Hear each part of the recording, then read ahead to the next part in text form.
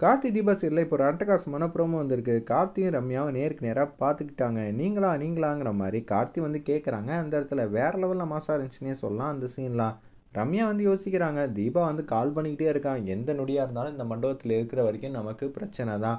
கார்த்தி நம்மளை பார்க்கவே கூடாது. நம்ம யாருங்கிற விஷயம் தெரியாமல் இருக்கிறதுங்கிறது வேற. தெரிஞ்சதுக்கப்புறம் எதுவுமே பண்ண முடியாது அப்படின்னு சொல்லி யோசிச்சுட்டு இருக்காங்க. அந்த இடத்துல நம்ம ரம்யா சரி எல்லாரும் வந்து அசந்த நேரம் பார்த்து நம்ம இந்த மண்டபத்தை விட்டு போகணும். கார்த்தி ஒன்று பார்த்தா யார் என்ன எதுன்னு தெரியும்.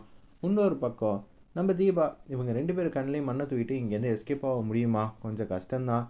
இருந்தாலும் கார்த்திக்காக இது எல்லாம் நம்ம செஞ்சு தான் ஆகணுங்கிற மாதிரி யோசிக்கிறாங்க. அந்த இடத்துல நம்ம ரம்யா அது மாதிரி தான் திங்க் பண்ணிட்டு குடுன்னு கீழே இறங்கி வராங்க. அப்பாடா இவ்வளோ தூரம் வந்தாச்சு, கார் இங்கே தான் இருக்குது, ஏற வேண்டியதான் அப்படின்னு சொல்லிட்டு காருக்கு ஆல்மோஸ்ட் கிட்டக்க வந்துட்டாங்க. அவங்களுக்கு சந்தோஷம் அளவுக்கு அதிகமாக வந்து தாங்கலை போல இருக்குது. பின்னாடி தீபாவும் வந்து ரம்யாவை பார்த்துட்டே துரத்திக்கிட்டே வந்துட்டு இருக்காங்க. இது நம்ம ரம்யாவுக்கு வந்து தெரியாது.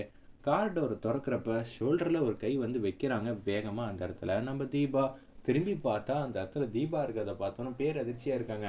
என்னடி சொல்லிக்காமல் கொல்லிக்காமல் போகிற, ஒரு முக்கியமான வேலை போயிட்டு வந்துட்டா, நீ எந்த வேலை வேணான்னு பாரு, நான் உன்னை என் ஹஸ்பண்டுக்கிட்ட அறிமுகப்படுத்தினதுக்கு அப்புறமேட்டுக்கு நீ இங்கேருந்து போ.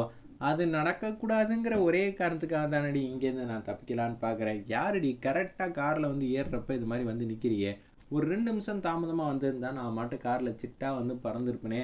இப்போ கார்த்தியும் நானும் சந்திக்கிறத யாராலையும் தடுக்க முடியாது. என்ன பண்ண போகிறோன்னு தெரில. இவளை ஏமாற்றிட்டும் போகிறது ரொம்பவே கஷ்டம். கையை பிடிச்சிட்டாலே அப்படின்னு சொல்லி யோசிச்சுட்டு இருக்காங்க. எனக்கு முக்கியமான வேலை இருக்குது, சொன்னால் புரிஞ்சுக்கங்கிற மாதிரி தீபா வந்து பேசி சமாளிக்க பார்க்குறாங்க. ஒரு பக்கம் கையை வந்து பிடிச்சிடுறாங்க. நீ இப்படி தான் பேசிக்கிட்டே இருப்ப, எனக்காக நீ வந்து தான் ஆகணும். உன்னை ஆர்வமாக வந்து பார்க்கணும்னு சொல்லி கார்த்தி வந்து கேட்டுக்கிட்டே இருக்காரு. தயவு செஞ்சு புரிஞ்சுக்க. இன்றைக்கி நீங்கள் 2 பேரும் மீட் பண்ணுற விதியை யாராலையும் மாற்ற முடியாது. அந்த விதியை எழுதுனதே இந்த தீபா தான் அப்படின்னு சொல்லி கையை பிடிச்சிட்டு தரன்னு வந்து இழுத்துட்டு வந்துக்கிட்டே இருக்காங்க. என்ன இவ கையை விட்டால் கூட ஓடிடலான்னு பார்த்தா கையை பிடிச்சி இழுத்துட்டு வந்துக்கிட்டே இருக்காளுங்கிற மாதிரி யோசிக்கிறாங்க. அந்த இடத்துல நம்ம ரம்யா அப்படி தான் திங்க் பண்ணிகிட்டு இருக்க மாதிரி காட்டுறாங்க.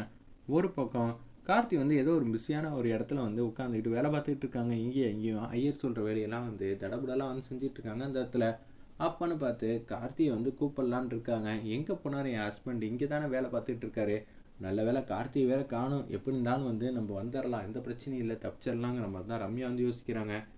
ஒரு நிமிஷம் இரு ரம்யா அப்படின்னு கேட்குறாங்க. என்னாச்சு?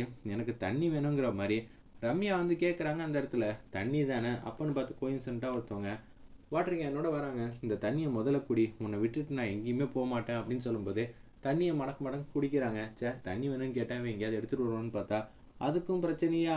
வில்லங்கத்தை விலை கொடுத்து வாங்கிட்டேன். இன்னைக்கு ரம்யா நீ தான் அம்முங்கிற விஷயம் கார்த்திக்கு தெரிய போதுடா, இதை யாராலையும் மாற்ற முடியாதுங்கிற மாதிரி யோசிக்கிறாங்க. அந்த இடத்துல ரம்யா அப்பன்னு பார்த்து கார்த்தி ஒரு இடத்துல இருக்கிற விஷயத்த வந்து பார்த்துட்றாங்க. நம்ம ரம்யா ஃபஸ்ட்டே உன் ஹஸ்பண்ட் அந்த பக்கம்லாம் இல்லைன்னு ரம்யா வந்து சொல்லி சமாளிக்க பார்க்குறாங்க. இருப்பினும் வந்து நம்ம தீபா வந்து இங்கே தான் எங்கள் ஹஸ்பண்ட் வந்து இருப்பாங்க, கால் பண்ணுறாங்க, நீங்கள் எங்கெங்க இருக்கீங்க, நான் அம்மாவை கூட்டிகிட்டு வந்துட்டு இருக்கேங்க அப்படின்னு சொல்லும்போது ஃபோன் அடித்து பேசுகிறாங்க. நான் இந்த லொக்கேஷனில் தான் இருக்கேன், நானும் அங்கே தாங்க இருக்கேன்னொன்னே ஏங்க இங்கே பாருங்கள் நான் இங்கே இருக்கேன் அப்படின்னு சொல்லிடுறாங்க. அந்த இடத்துல அப்பன்னு பார்த்து நம்ம ரம்யாவும் கார்த்தி நேருக்கு நேராக வந்து பார்க்குற மாதிரி சுச்சுவேஷன் வந்து வந்துடுது.